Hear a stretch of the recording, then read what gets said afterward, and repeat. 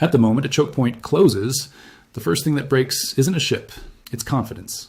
Because the global economy doesn't run on announcements, it runs on predictable transit.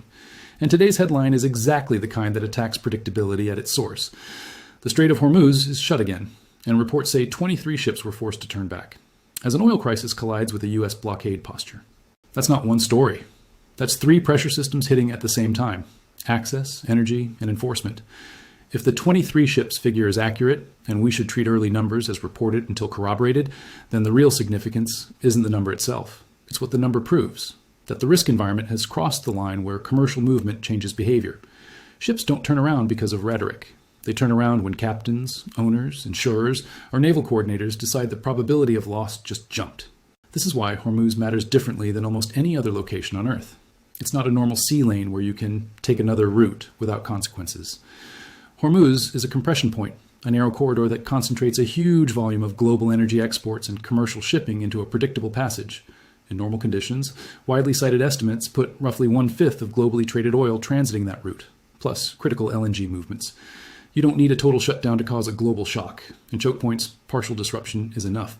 Now add the phrase U.S. blockade. A blockade doesn't have to look like a dramatic wall of ships stopping everything. In modern enforcement, it often looks like selective interdictions, inspections, warnings, and threat-based control, pressure applied just below the threshold of open war. That kind of posture is designed to shape behavior while staying manageable. But the moment the other side responds by tightening a choke point, manageability becomes an illusion, because global commerce becomes the battlefield. So when you hear Hormuz shut again, don't picture a single gate being locked. Picture a switch being flipped, open, closed, until the private sector starts acting like the switch is unreliable. And once that happens, you're no longer watching a regional confrontation. You're watching the start of an international cost spiral. Insurance premiums rise, freight rates rise, energy prices spike, and governments that don't want to pick sides are forced to react anyway because their voters are paying for it. Here's what makes this moment especially volatile. It's not just a closure claim, it's a collision. The oil crisis meets a blockade, and the choke point becomes the lever. If those 23 ships were actually forced back, it suggests that leverage is being applied now, not threatened later. And if leverage is being applied now, then the next moves won't be decided by speeches. They'll be decided by whether shipping continues to hesitate, whether insurers continue to price the route as hot, and whether enforcement or retaliation escalates faster than diplomacy can catch up. That's the frame for this briefing. What shut again really means in practice, how 23 ships turning back changes the risk math, why oil markets react before governments admit anything has changed, and what happens next if neither side backs off the lever. To understand what you're really looking at, you have to separate 3 different meanings of closed, because most audiences hear the word as absolute, and maritime reality is never absolute.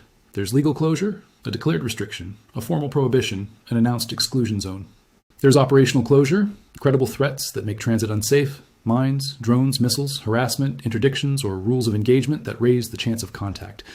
And there's commercial closure, the moment insurers either won't cover voyages at a viable price, or ship owners decide the route isn't worth it. Commercial closure is the fastest, and it's the most important, because it doesn't wait for confirmation. It runs on probability. If enough decision makers believe the route is no longer predictable, they reroute, delay, or turn back. That's how you get a headline like 23 ships forced back. Not necessarily because a navy physically stopped 23 ships one by one, but because a risk environment made continuing forward the wrong decision.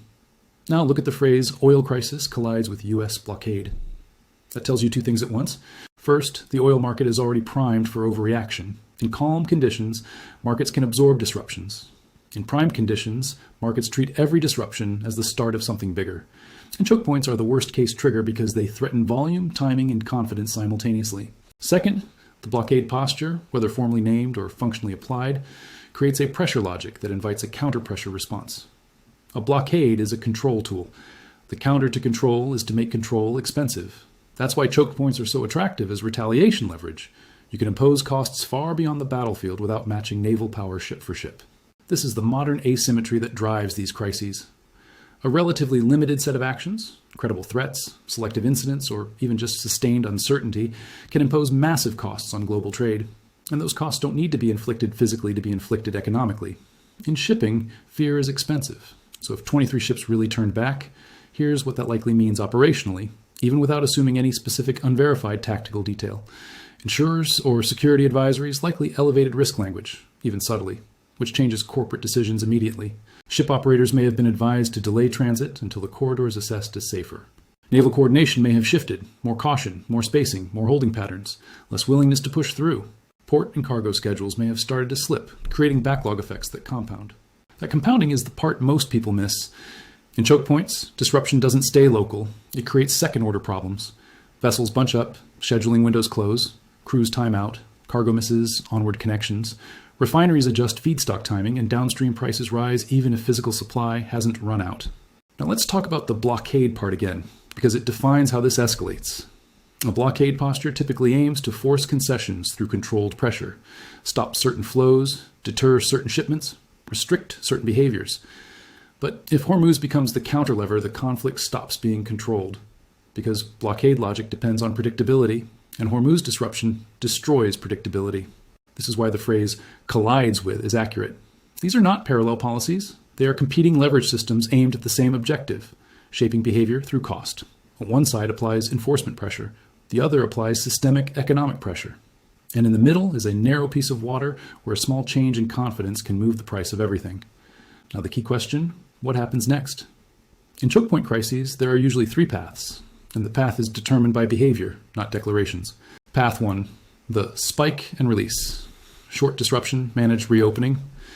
This is the scenario where shut again is a high-intensity signal meant to force immediate attention, then quietly ease to avoid global backlash. You'll still see elevated risk, but the system stabilizes enough for shipping to resume under caution. In this path, the 23 ships moment becomes a proof of capability message. We can do this. Now listen. What it looks like: traffic resumes with escorts or heightened monitoring. Insurance premiums spike briefly, then plateau. Rhetoric shifts toward procedural language, channels, technical discussions, deconfliction, framework. Why it happens? Because prolonged closure invites broader international pushback. And even actors using leverage often fear losing control of the leverage. Path 2, the slow choke, open on paper, closed in pricing. This is the most common modern outcome because it preserves pressure without taking responsibility for a declared shutdown. Transit continues, but it becomes expensive, delayed, and unpredictable. This is where commercial closure can persist even if legal closure is denied. What it looks like: repeated advisories, intermittent disruptions, vessels transiting in tighter patterns, more holding outside the strait, higher freight and insurance costs that become the new normal, oil prices reacting sharply to rumors. Why it happens? Because you can impose sustained economic cost without triggering the full political consequences of a formal blockade or entourage closure. Path 3, the catalyst, an incident that forces escalation. This is the dangerous path because it's not chosen as a strategy.